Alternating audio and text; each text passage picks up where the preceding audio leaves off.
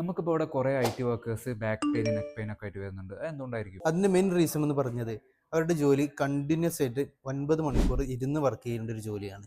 അതുകൊണ്ടാണ് അത് അവർ അത്ര നേരം വെറുതെ ഇരിക്കുകയാണല്ലോ. അപ്പോൾ ഇരിക്കുന്നതുകൊണ്ട് മാത്രം വെറുതെ വേദന വരുമോ? മിക്ക IT വർക്കേഴ്സും ശരിയായ പോസ്ചറിലല്ല ഇരിക്കുന്നത്. അത് അവരുടെ മസിലിനെയും ജോയിന്റിനെയും സ്ട്രെസ്സും സ്ട്രെയിനും വരാൻ കാരണമാകും.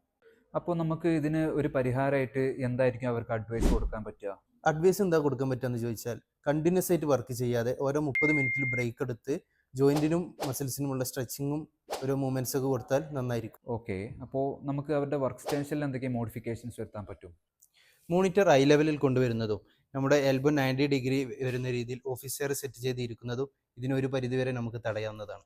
എപ്പോഴാണ് ഒരു IT വർക്കർ ഫിസിയോതെറാപ്പിസ്റ്റിനെ കാണേണ്ടത്? തുടക്കത്തിലൊന്നും അവർക്ക് ഒരു വലിയ ബുദ്ധിമുട്ടായി തോന്നണമെന്നില്ല. ദിവസങ്ങളോളം ഈ വേദന നിലനിൽക്കുന്നുണ്ടെങ്കിൽ ഒരു ഫിസിയോതെറാപ്പിസ്റ്റിനെ പോയി കാണുന്നത് വളരെ നന്നായിരിക്കും.